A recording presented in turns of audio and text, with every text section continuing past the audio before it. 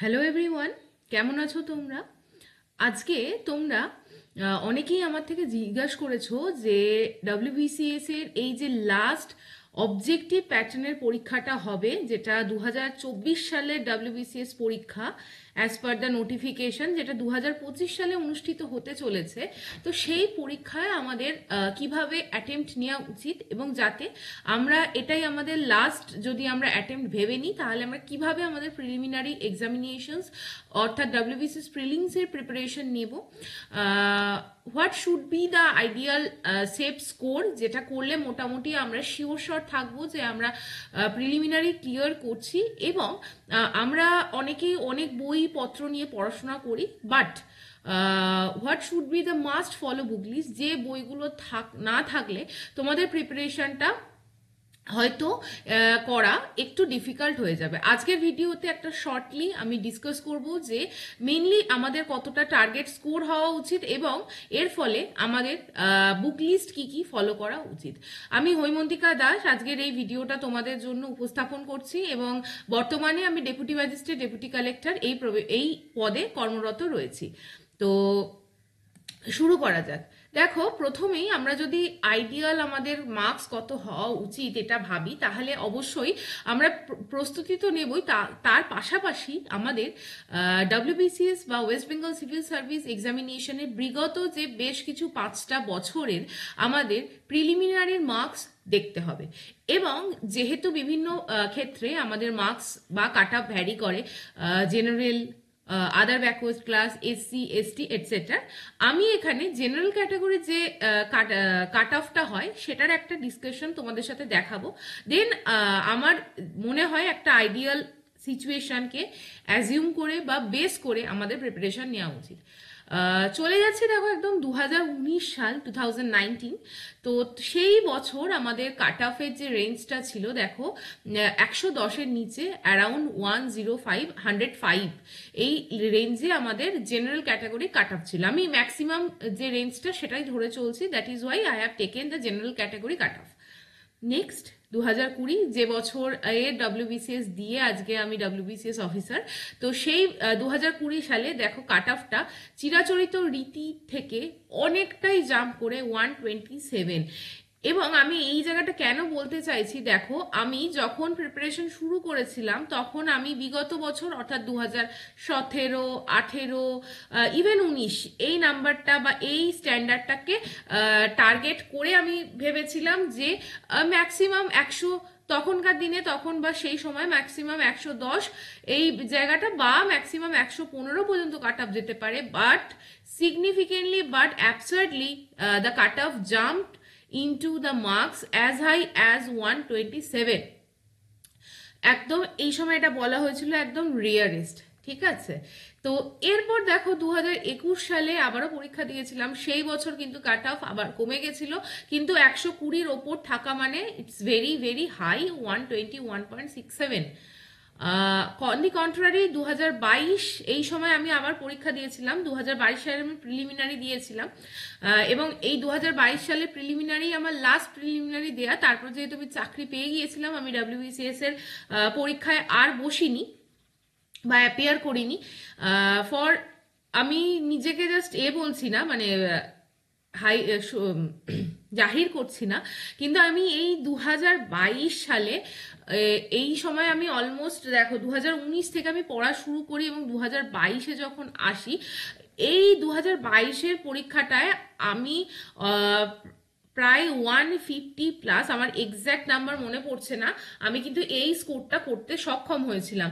Because আমি এই সময় লাস্ট অ্যাটেম্প্ট, মানে লাস্ট যে বছরটা অনেক দিনের আমার প্রিপারেশন ছিল, এবং I have worked on particular English, current affairs, বা যে যে সেকশনসগুলো আমার মনে হচ্ছিল যে মানে আমি কোথাও ল্যাক করছি বা আমার নলেজটা এক্স্যাক্ট নেই।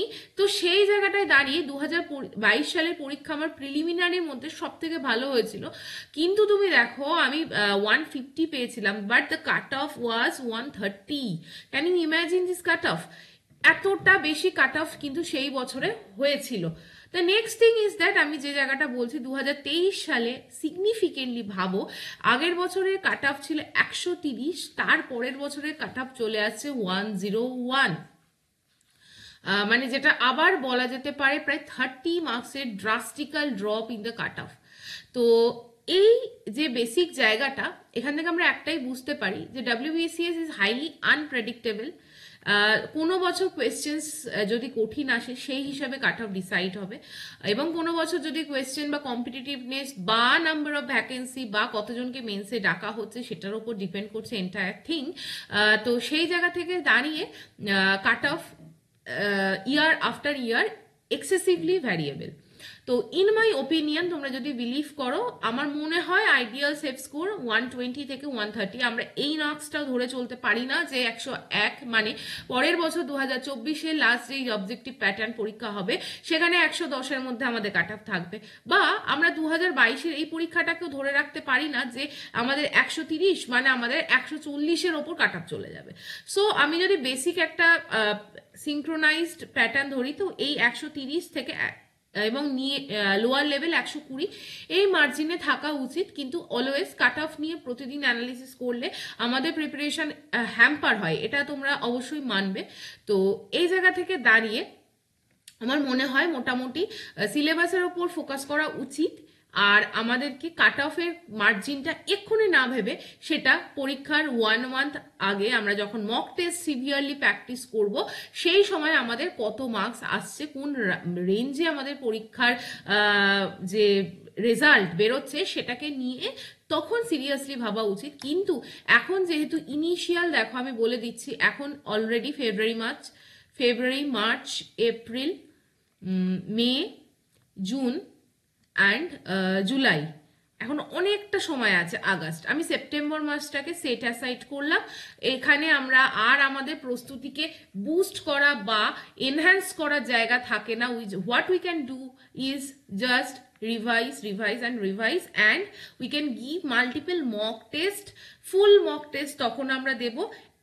এবং এই সময় কিন্তু আমরা জাস্ট এই যে মাসটা সেপ্টেম্বর মাস, আমরা হয়তো ম্যাক্সিমাম এফোর্ট দিয়ে 2 থেকে 3 নাম্বার পর্যন্তই কিন্তু ম্যাক্সিমাম আমরা ইনক্রিজ করতে পারি।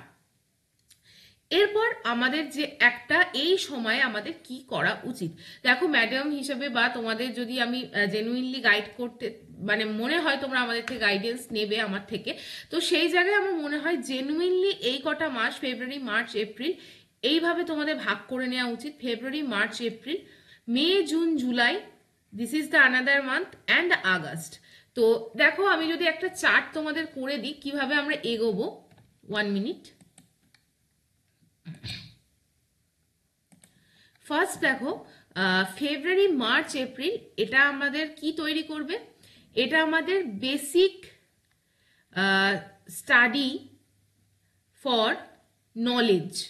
এখানে কিন্তু আমরা শুধুমাত্র সাবজেক্ট, এক একটা সাবজেক্ট ধরে ধরে পড়ার চেষ্টা করব এবং এক একটা সাবজেক্ট ধরে আমরা বোঝার চেষ্টা করব, না কি আমরা ফোকাস করব আমরা এখান থেকে এমসিকিউ পারছি কি পারছি না। এখানে আমাদের এমসিকিউ এর সোর্স কি হবে, প্র্যাকটিসের সোর্স হবে only and only past year questions.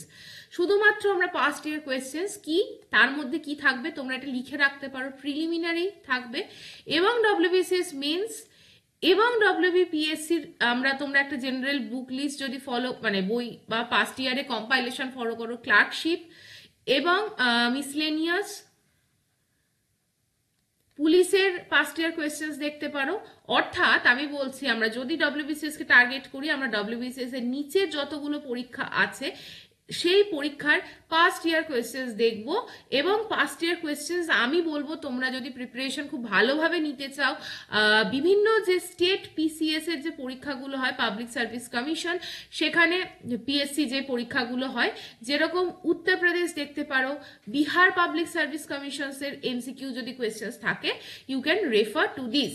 অর্থাৎ আমাদের কি হবে টার্গেট, আমাদের এই ফেব্রুয়ারি, মার্চ অ্যান্ড এপ্রিল, এখানে আমাদের টার্গেট হবে আমরা আমাদের এন্টায়ার সিলেবাস শেষ করব। এবার আমি একবার দেখে নিচ্ছি এন্টায়ার সিলেবাস মানে কি কি আছে। এন্টায়ার সিলেবাস মানে আমাদের 8টা সেকশনস আছে, আমাদের 25 মার্কস করে আসবে এবং আমাদের কিন্তু টোটাল 200 মার্কসের এমসিকিউ কোয়েশ্চেন্স আসবে, অর্থাৎ টোটাল 200 মার্কস, এবং আমাদের কোয়েশ্চেন্সও থাকবে 200 মার্কস, অর্থাৎ each questions will carry the marks of 1। এখানে আমাদের মেইনলি যে জায়গাগুলো আছে, একটা হচ্ছে ইংলিশ সাবজেক্ট আছে, আমাদের জেনারেল সায়েন্স আছে যার মধ্যে আমরা কি পাবো, ফিজিক্স, কেমিস্ট্রি এবং বায়োলজি। আমাদের এই যে পোর্শনটা current events of national and international events, that is the current affairs. এরপর হিস্ট্রি অফ ইন্ডিয়া, অর্থাৎ এখানে আমাদের এনশিয়েন্ট অ্যান্ড দ্য মিডিয়েভাল হিস্ট্রি আছে। এরপর geography of India with a special reference to West Bengal, this is another important domain, যেখানে আমাদের দুটো পড়তে হচ্ছে, একটা ইন্ডিয়ান জিওগ্রাফি আর একটা হচ্ছে আমাদের ওয়েস্ট বেঙ্গল জিওগ্রাফি। নেক্সট আমাদের আসছে Indian polity and Indian economy, যেখানে পলিটি সিলেবাস ইজ বাল্কিয়ার, পলিটি থেকে ইকোনমিক্স এর সিলেবাসটা একটু ছোট, পলিটিক্স সিলেবাসটা অ্যাজ কম্পেয়ার টু ইকোনমিক্স অনেকটাই ভাস্ট। আর একটা আছে ইন্ডিয়ান ন্যাশনাল মুভমেন্ট, এটা আমাদের কোনটা, এটা আমাদের মডার্ন ইন্ডিয়াকে কভার করছে। এবং লাস্ট আমাদের জেনারেল মেন্টাল এবিলিটি, এবং সেটা হচ্ছে আমাদের এখানে ম্যাথও আসে, এখানে আমাদের রিজনিংও আসে। ডাব্লিউবিসিএস প্রিলিমিনারিতে রিজনিং বা জেনারেল অ্যাপটিটিউডের কোয়েশ্চেন্স অনেক বেশি আসে as compare to core mathematics. এই হচ্ছে আমাদের সিলেবাস।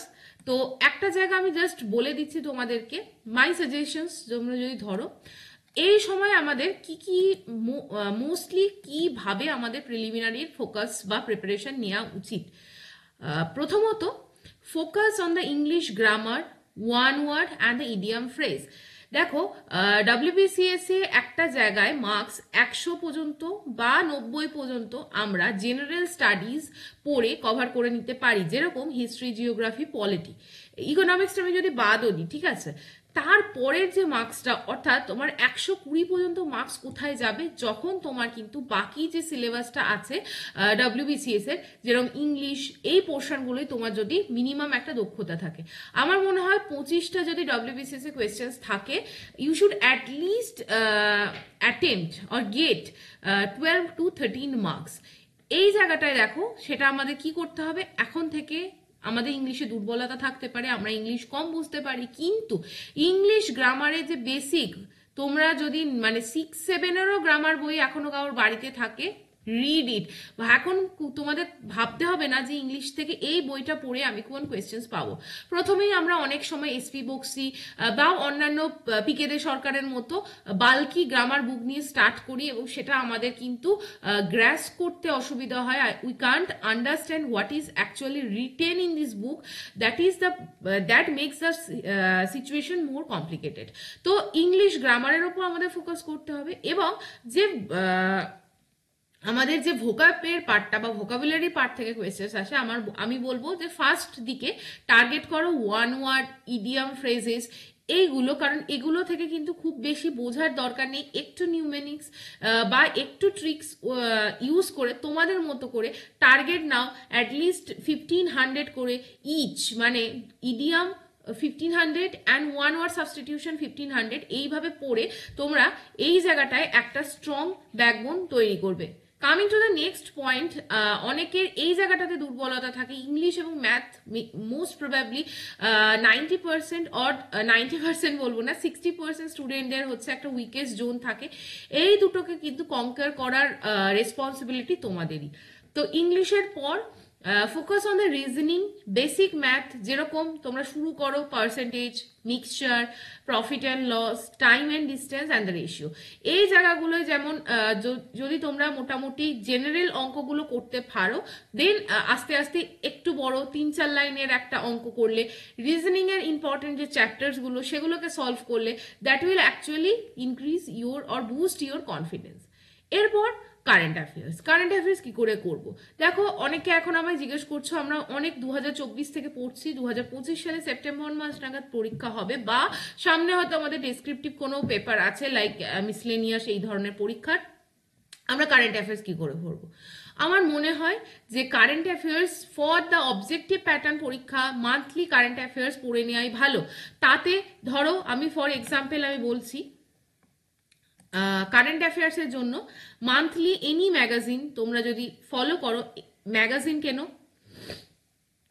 ঠিক, ম্যাগাজিনে সাপোজ স্টেট নিউজ, এই চ্যাপ্টারটাকে বা এই সেগমেন্টটাকে টার্গেট করো। এখানে তোমরা বুঝতে এই জায়গাটাতে একটু দক্ষতা লাগে, প্রথম দিকে একটু সব কটা নিউজ ধরো। এখানে আমি বললাম মান্থলি স্টেট নিউজ ম্যাগাজিনে কম্পাইলেশনে তুমি 25 থেকে 30টার বেশি স্টেট নিউজ পাবে না। 25 থেকে 30টার মধ্যে একবার রিড করো, কি কি আছে বুঝে নাও, কোথায় উত্তরাখণ্ডে কি হয়েছে, উত্তরপ্রদেশে কি হয়েছে, বা রাজস্থান সরকার কি করেছে, বা আমাদের অন্ধ্রপ্রদেশ গভর্নমেন্ট কি করেছে। তো মেজরলি এবার পাস্ট ইয়ার কোয়েশ্চেন্সটা একবার দেখো কি ধরনের কোয়েশ্চেন্স দিচ্ছে, কোন, তাহলে তোমরা বুঝতে পারবে। জেনারেলি এরম ভাবে কোনো একটা স্কিম লঞ্চ হলে কোয়েশ্চেন্স দেয়, কোনো ফেস্টিভ্যাল ইভেন্ট হলে লঞ্চ করে, বা কোনো স্টেট কোনো টপ লিস্টে এলে এই স্টেটগুলো থেকে কারেন্ট অ্যাফেয়ার্সে কোয়েশ্চেন দেয়, বা এইরকম দেয় first state to become something. ঠিক আছে, এই ধরনের যে ওয়ান লাইনার ফরম্যাট, এগুলো থেকে কিন্তু পিএসসি থেকে মেনলি কোয়েশ্চেন্স গুলো আসে। ঠিক আছে, কোন জায়গা থেকে কোয়েশ্চেন্স আসে না স্টেট নিউজে, সেরকম যেরকম suppose Andhra Pradesh government has launched 10,000 crore for marginalise sections development. ঠিক আছে, এই ধরনের একটা ব্রডার ন্যারেটিভ থেকে কোয়েশ্চেন্স জেনারেলি আসে না। Questions is mainly focusing on specific schemes, বা তার একটা খুব সুন্দর নাম আছে, বা কোনো সেন্ট্রাল গভর্নমেন্ট থেকে কোনো একটা অ্যাক্টিভিটি ওই স্টেটে করা হচ্ছে, ওই স্টেট কোনো একটা স্পোর্টসকে হোস্ট করছে, বা ওই স্টেট এমন কিছু করছে that is having a environmental impact, like carbon sequestration করছে, বা ধরো এমন একটা ডিপ ওশিয়ান মিশন পাঠাচ্ছে, বা ইসরোর সাথে কোলাবোরেট করে সেখানে কোনো একটা এনভায়রনমেন্টাল সাস্টেনেবল ডেভেলপমেন্ট হচ্ছে। এই ধরনের জিনিসগুলো কিন্তু আমাদের কারেন্ট অ্যাফেয়ার্সের থেকে বেশি ইম্প্যাক্ট করা হয়। সেটা আমরা পাস্ট ইয়ার কোয়েশ্চেন্সকে অ্যানালিসিস করলে, পাশে রাখলে বুঝতে পারবো কোন টার্মিনোলজি থেকে কোয়েশ্চেন্স আসছে। তো এইরকম ভাবে আমরা ধরো মান্থলি ওয়াইজে আমরা টার্গেট করে নেব যে আমরা 30 দিনের মাস, আর আমাদের ধরো কারেন্ট অ্যাফেয়ার্সের ক্ষেত্রে আমাদের ভাগ থাকে হচ্ছে মেজরলি 10 থেকে 12 রকম আইটেমস আমাদের পড়তে হয়। সেটা এক এক দিন আমরা মোটামুটি মার্ক করে গো থ্রু করব, রিভাইজ করব এবং মেমোরাইজ করব। কারেন্ট অ্যাফেয়ার্সের ক্ষেত্রে আমার মনে হয় this is the smartest technique you should follow. Now যেরকম দেখো কারেন্ট অ্যাফেয়ার্সে ইভেন্ট কি কি সেগমেন্ট থেকে কোয়েশ্চেন্স বেশি আসে, স্পোর্টস ইভেন্ট থেকে আসে, ইম্পর্টেন্ট ডেটস থেকে আসে, অ্যাপয়েন্টমেন্ট থেকে আসে, এগুলো। আচ্ছা, কামিং টু দ্য নেক্সট, যেটা আমি বলছিলাম, যেটা আমাদের কোর জেনারেল স্টাডিজের syllabus, which is very vast but yet very important and deciding sections, কি তুমি এখান থেকে কতটা কোয়েশ্চেন্স করছো। First the history, geography, polity and the economics. But আমাদের মেজর ভুল হয়, আমরা এই যে ধরো মান্থটা আছে ফেব্রুয়ারি, মার্চ অ্যান্ড এপ্রিল, এখানে আমরা এতটা হিস্ট্রি, জিওগ্রাফি, পলিটি এবং ইকোনমিক্সকে সময় দিয়ে দিই, আমাদের আর যে বাকি জায়গাগুলো যেমন science, current affairs, mathematics, reasoning এবং ইংলিশ, এটা কমপ্লিটলি নেগলেক্ট হয়ে যায়। প্রায় এই সেগমেন্ট থেকেও কিন্তু 100 মার্কসের প্লাস কোয়েশ্চেন্স আসে। শুধুমাত্র প্রথম 100 মার্কস অর্থাৎ যেটা জেনারেল স্টাডিজ থেকে আছে সেখানে সেই জায়গাটায় ফোকাস করলে হবে না। We should equally give focus to the another part, that is the এই যে science, current affairs, math, reasoning and English. এটাই আমি বলার চেষ্টা করলাম তোমাদেরকে।